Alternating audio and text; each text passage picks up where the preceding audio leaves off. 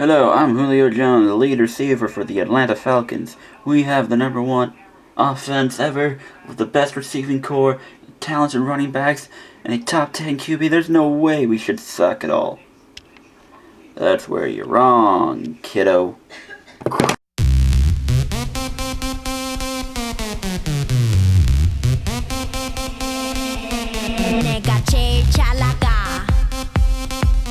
For the record, that was only done in one take, so I didn't feel like doing that over and over again. And to be fair, Mariota kind of looks weird without the helmet on. This is one of the older ones, because you can tell they're rocking their old jerseys, which I think are clearly superior to the new jerseys they're rocking. But that's just my opinion and my opinion only. And welcome to the Week 5 predictions in the NFL world. I am your host, Cody P. of the Blankenanian Cat. I say meow, I roll intros like the ones you've seen in the past. And today's episode is brought to you by the random guy I met at my job Thursday night while missing the Rams-Seahawks game. I already forgot your name, but thank you for stopping by, and I hope you enjoy your viewings of this lovely channel. We just talk football, more or less. I got games are coming back because I'm more active on Twitch now, so therefore more gaming videos and yada yada. And a bunch of stuff I gotta update my life on, but we'll get to that eventually, folks. I'm a busy man. If you've been keeping up on Twitter, I'm a busy man with a busy family and a lot of things going on, and just so little time. But that's what we do. We overcome and we prosper. Today's episode's also on another top, brought to you by this David Johnson jersey I'm wearing, because some Mr. Connor, Mr. Chalupa Batman's, Mr. He's 3-1. Decided to start shit-talking him in the group chat last week. So, this is my fuck you, Connor. And we're gonna rep him, because this is a week I believe the Cardinals will get their first win, because Cincinnati's such a shithole.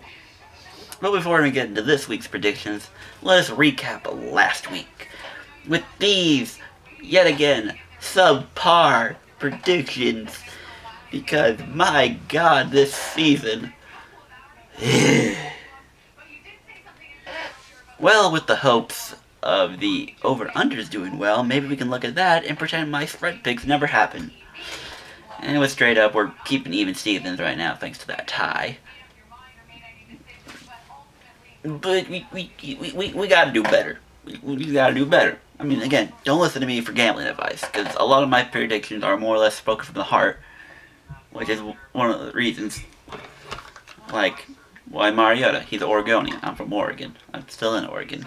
Or Joe Flacco with the Broncos, Joe Flacco with the Ravens guy. I've been Ravens all my life, so I pick Denver a lot now. Or just stuff like that, or whatever that happens to help me benefit my fantasy team, more or less.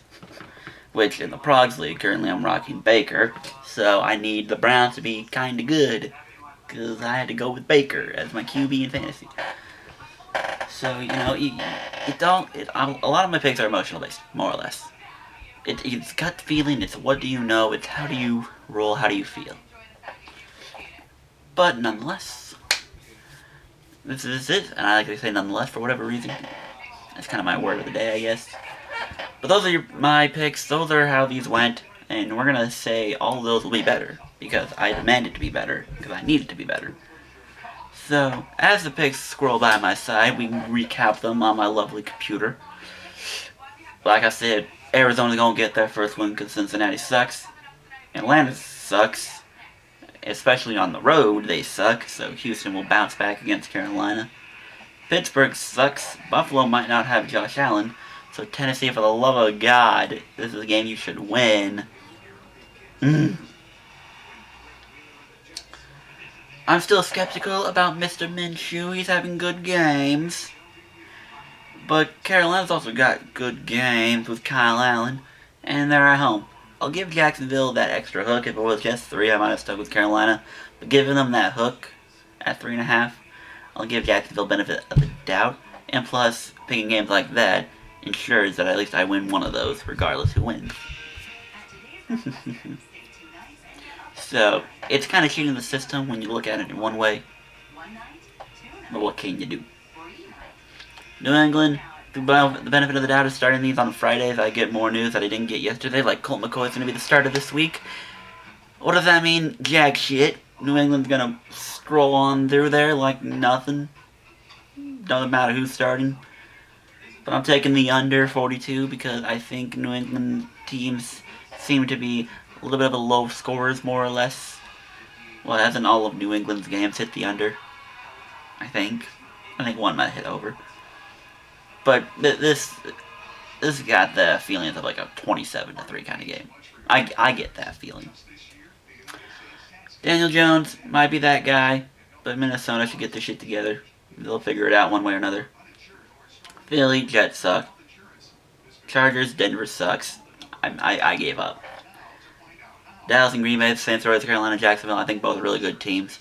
That extra hook does kind of make me skew to the dog as a spread bet, but I like the favored teams to win their respective games. And I like Tampa in the upset. I don't understand Tampa. Tampa seems to be winning games very, very interestingly. Take away one missed kick, they're 3-1. Which is very, very interesting. And with Teddy B, the Saints tend to be a bit low scorer. Teddy B, I like the guy, but he doesn't seem confident in throwing or going deep passes. He seems to be more conservative, and against a relatively good defense, which, despite the 40 points they gave up yesterday, Tampa seems to have a defense. And keep an eye on that Shaquille Barrett guy. He's got 9 sacks through 4 weeks. Keep an eye on him. But I like Tampa in the upset, because, especially with Mike Evans and Chris Godwin, apparently the formula in Jacksonville. In Tampa Bay, it's just to yeet the ball downfield. And I mean, last time Tampa went to NOLA, that happened. And Bruce Arians might have unlocked Jameis Winston to be better. Who knows? But I think Mike Evans will probably be limited because Marshawn Lattimore seems to be doing really well this year. But Chris Godwin, I probably expect him to have another good game. There will be one deep pass. The Saints will allow one deep pass. I guarantee it. One pass that will go for 40 or more yards. And I think Tampa Bay takes away an upset. High scoring game, without a doubt. Indy, I had faith in them, and Jacoby Brissett looked good, but after last week losing to the Raiders, no. I don't think they're going to beat San Fran because I don't trust San Fran at all. That's my only analysis. I just don't trust San Fran. Period. And even if San Fran wins, they ain't going to win by more than 3.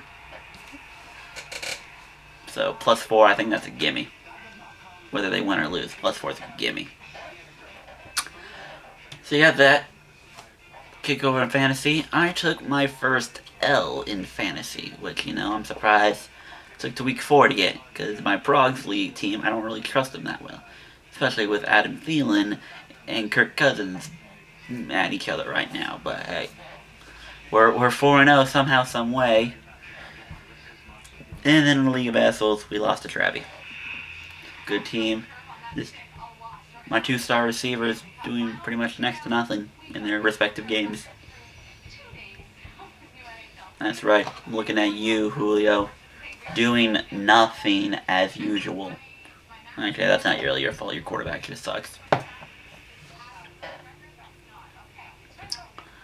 nonetheless, we rebound, we recover. We got Billy B this week, whose team's kind of less than performing.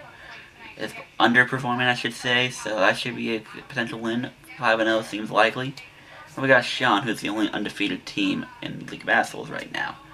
So this is a critical game for early placements and whatnot.